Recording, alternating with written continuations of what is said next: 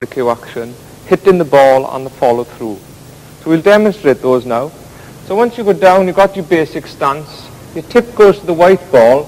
You've selected the line that you want, which of course is this time up and down the spots. So you've already done your sighting. Of course your stance as well helps you to sight up. You do that before you come to the table. So of course you see now I'm at what now we call the rest position, when the tip is at the white ball.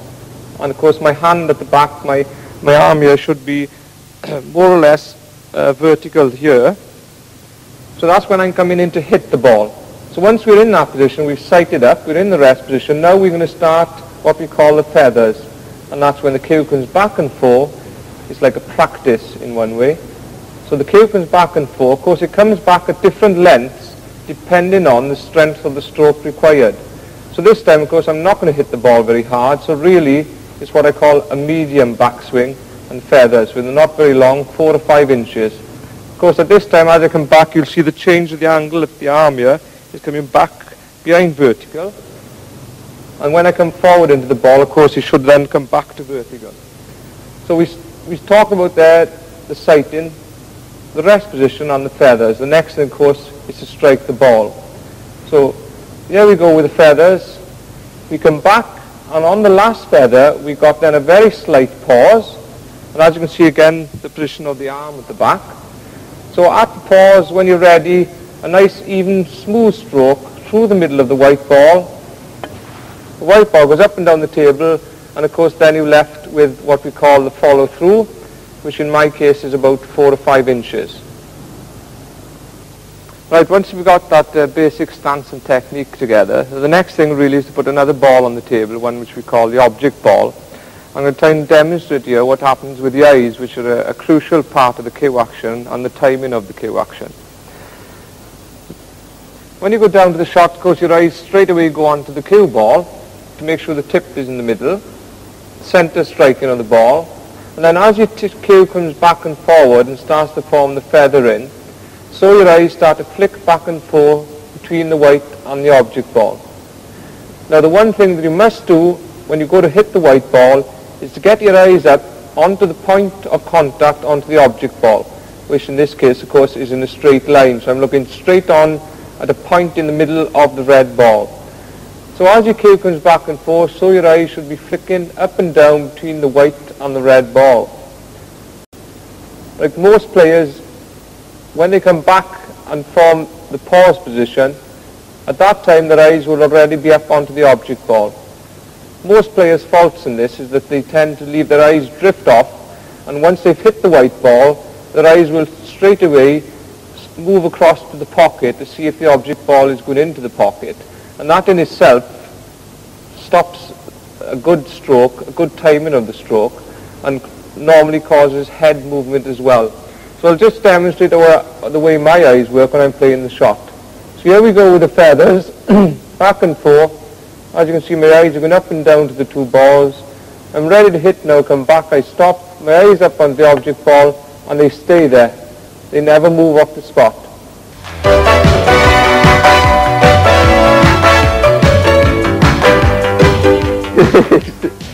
Now this shot is called the rapid fire shot, and what we're going to try and do is to jump the 6 coloured balls into the basket as quickly as possible.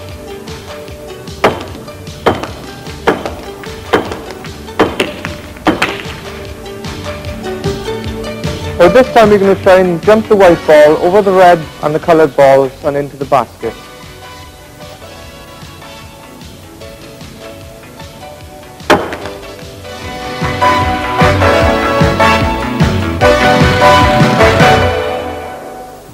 Right, this is a very simple exercise which most professional players use to check if they're sighting correctly, and of course to see if the cue action is coming back and forward in a straight line. What we're going to try and do is hit the white ball over the blue, pink and black spots and bring it back down towards the cue. So down and into the stance. So you sight over the spots, bring the cue back and forth, and if you hit the white ball in the centre, it should come back up and hit the cue back up towards the baulk line here.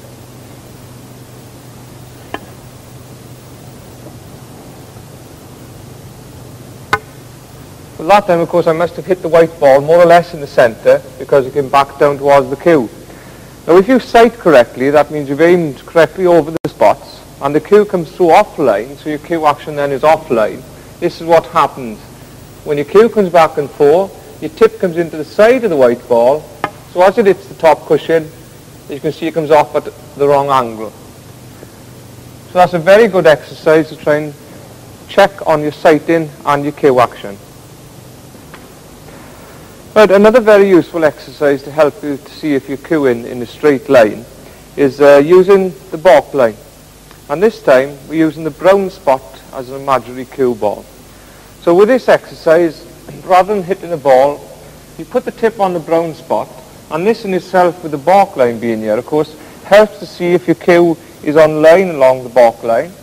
So when you're down there, you can check if your cue is in a straight line in the rest position. And then when you go through, of course, the cue action, back and forth, you can check if your feathers coming back are staying on the line. And when you're ready to hit, you pause, hit, and through the ball. And there again, you can check if your cue is still on the balk line. So there is a very good, simple way to check if your cue action comes back and forward in a straight line. Obviously, if it starts to deviate off the line in either way, that means you're going to hit the side of the white ball instead of going through it in a straight line.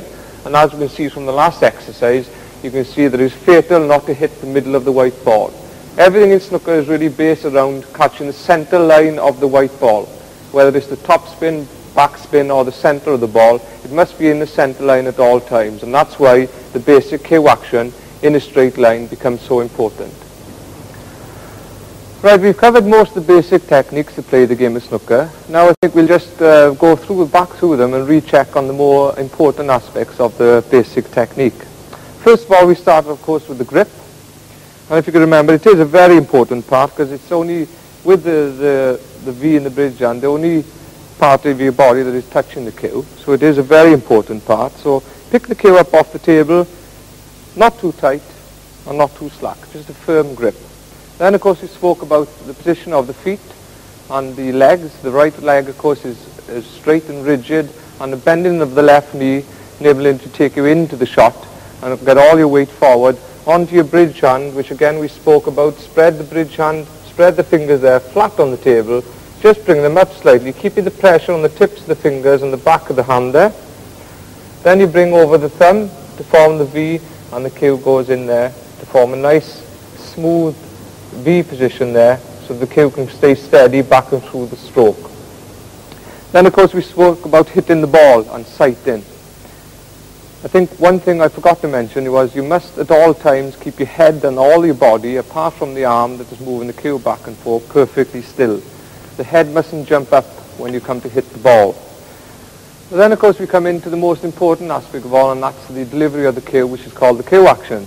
And while we broke it down into separate parts, really the cue action is all as one. You can't really take those separate things like the feathering, the pause, the backswing, and the stop and the hit. All those things must really be as one, and you can't really break them down into individual things. The most important part about it is the cue must come back and forward in a straight line. And once you've sighted correctly, which you start off with, then if the cue comes back and forward, because of course you formed a very good bridge hand, your stance is correct, so the cue should come back and forward straight, and that enables you to catch the middle of the white ball. So let's not forget the preliminaries, which we call the feathers, the pause at the back when you're ready to hit, and then a nice smooth delivery of the cue through the cue ball in a straight line, and then of course you've got a nice follow through, which gives you a lovely firm but very delicate stroke really. You never really hit the ball hard, but you never hit it very slow. It's got to be a solid hit at all times. The other thing we spoke about, coach, which is very important, is the eyes. A lot of people ask where should the eyes be when the tip is actually hitting the cue ball. And we touched briefly on that. So I think the most important thing to say about that is the eyes must be on the point of contact on the object ball before the tip comes into contact with the white ball. It's very important that, and the eyes mustn't deviate off that line until the ball has actually gone into the pocket, or possibly if you're playing a safety shot, give your eyes plenty of time to stay on that point on the object ball. Right, now that we've covered all the techniques of playing snooker, you must remember at all times to practice these basic techniques as much as possible. Probably more than actually playing the game of snooker. It's more